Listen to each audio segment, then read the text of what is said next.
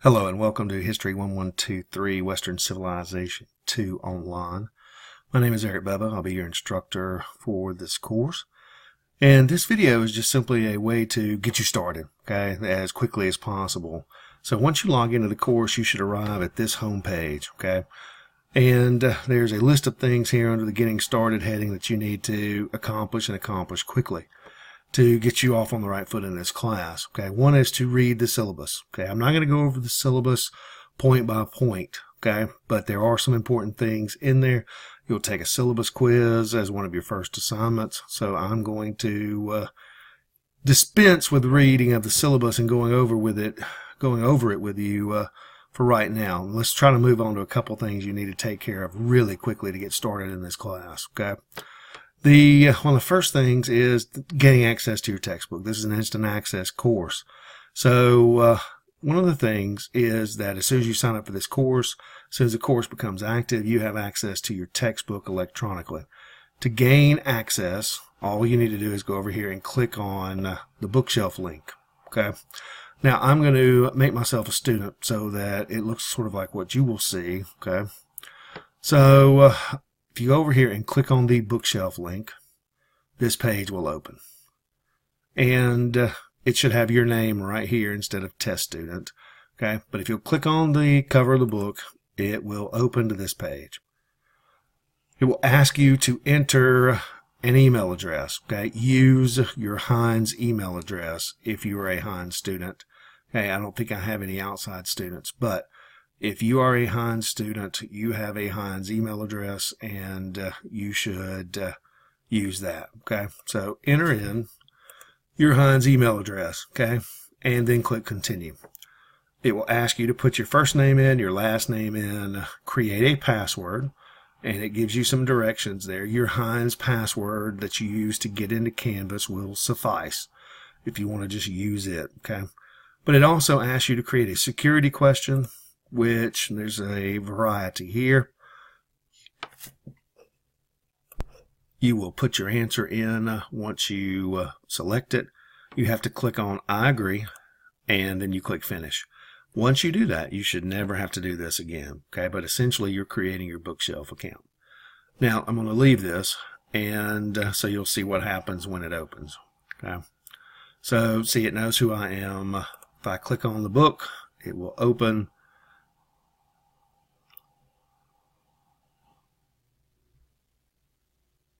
Once it opens, then show you how to navigate it really quickly, okay? This one right here, this little tab right here is the table of contents. So if you click on that, the table of contents here opens, and you can navigate to any chapter in the book. We will be starting in this area right here. So let's just say, well, let's just pick a chapter, all right? Let's just go here to chapter 20. You can click on that one. And if you want to start at the beginning of the chapter, you just click that, and it will open. Okay. If you want to close that so that you have a bigger page, you can just simply click on that, and it will move over.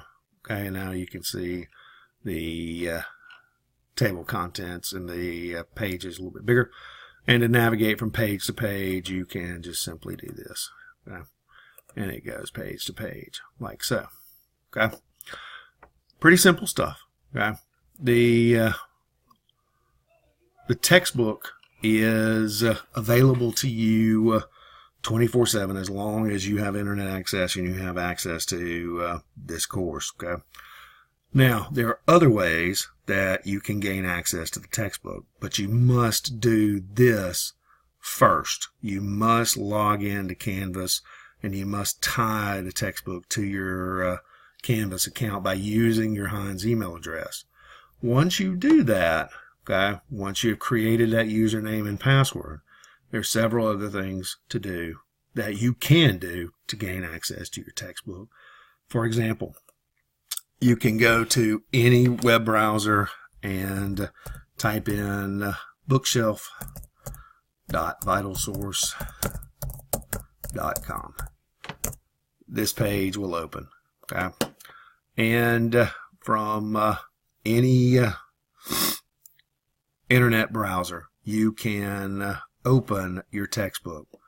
A lot of people like doing this because, if you see our textbook right here, I can open that book, and by the way, it will remember where I was in the text. If you guys remember, I was on that page with that map, so it automatically knows that's where I was reading. And so some people like it because if you are Windows savvy, you can pull a tab over like this, and you can open and go back over here, and you can go back in and be working on your assignments while you have your textbook open.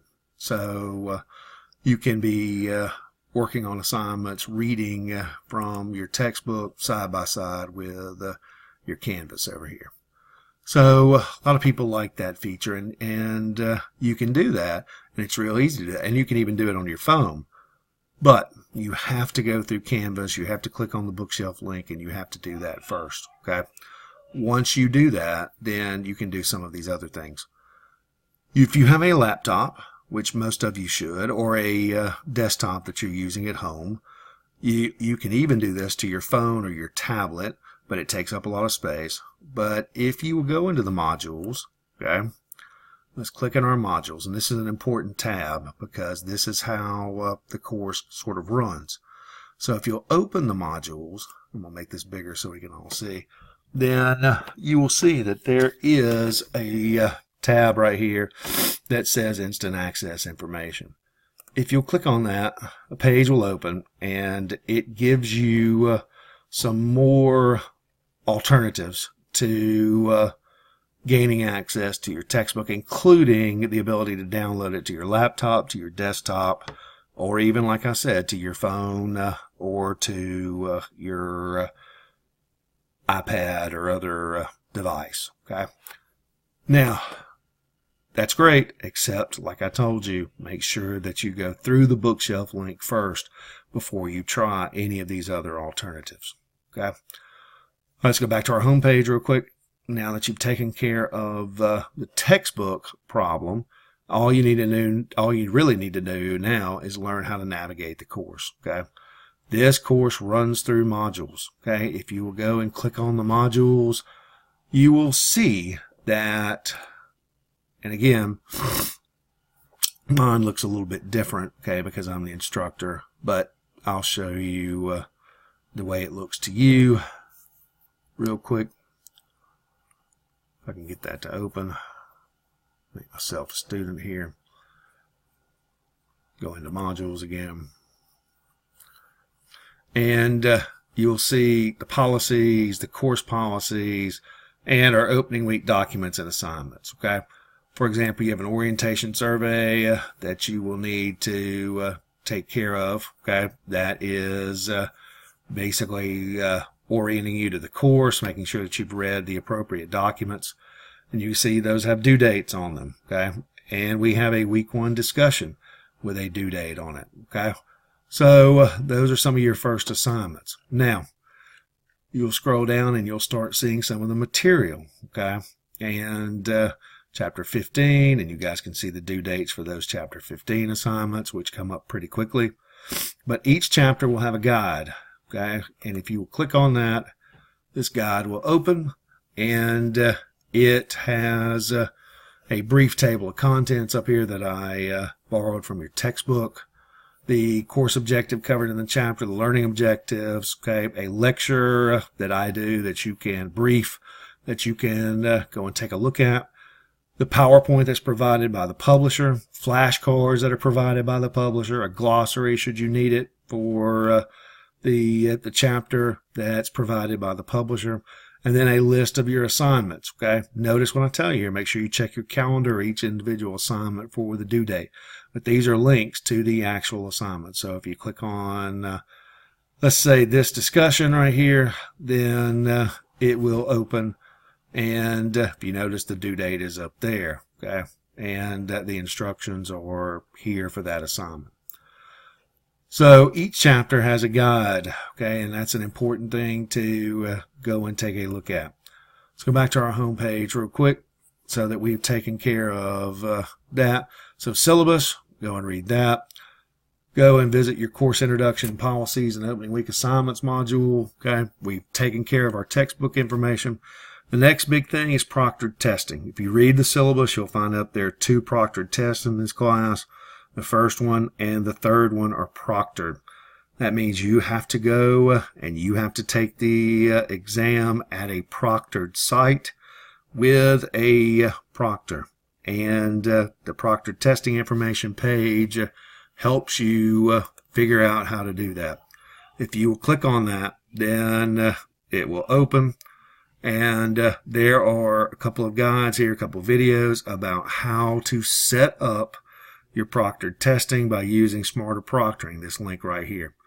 So if you click on that, then it will open, and see it gives me an error because I'm the teacher, but it will open for you and will open up to where you need and the instructions about how to schedule your proctored exams. So those are things that you can be doing really quickly. Okay, reading the course objectives. There's an instructor information page that has information about how to contact me. General course policies about how to deal with the class. There are a couple things you might want to check out. Some minimum computer requirements to make sure that your computer is up to date. One of the biggest things that you can do, and that you can do right now, and it's easy and it helps solve a whole lot of problems, is to update your computer. Okay, update your browsers, update your computer. Okay, if you are using Google Chrome like I am right here, you go over here to the 3 little dots, you click on Help, you click on About Google Chrome, this page will open. And notice that it starts checking for updates. Okay, you should get this message. Google Chrome is up to date. If you don't, update it. Okay, because sometimes if you don't update your browsers, then you don't get to see the assignments the way they should be displayed. I suggest using Google Chrome. It seems to me to give the fewest amount of errors. Other people swear by, okay, and use Firefox, okay, and it works fantastic. All right, I don't have it on this computer, all right, but it works fine, okay, as long as you update it. The Google Chrome is it will, if you start getting into some of the things, all right, that require Flash, it will ask you to run Flash, and you have to allow it to. The other thing is to make sure that your pop-up blocker, check when you are opening assignments, if they don't open correctly, that you make sure that you're not getting pop-ups blocked for some of these services, okay? But if you'll update your browser, that seems to help a tremendous amount. There are links here about how to get Google Chrome if you don't have it, about how to get Firefox if you don't have it, okay? You also, as a Hines student, have access to download Microsoft Office. So if you go to your My Hines student account and click on Office 365, then you can download Office for free. You will need internet access. Okay, this course runs through internet access, so make sure that your computer is as up to date as you can. All right, one last kind of run through the home page, getting started information here, okay? You'll be watching this video. You'll read your syllabus on your own. You'll go to your opening week assignments module. There's tons of information to read there, okay? You will set up your bookshelf account. You'll start working on your proctored testing appointments. You'll read your objectives, your instructor information. You'll check over these minimum computer requirements here, okay? And then finally, make sure that you complete our week 1 assignments and that you start working on these assignments that are starting to populate over here in your to-do list, okay? So there is always the opportunity to view the course calendar, and there's also a calendar at the end of the syllabus if you go and take a look there. All right. Have a good semester, and we'll be exchanging some more information here shortly.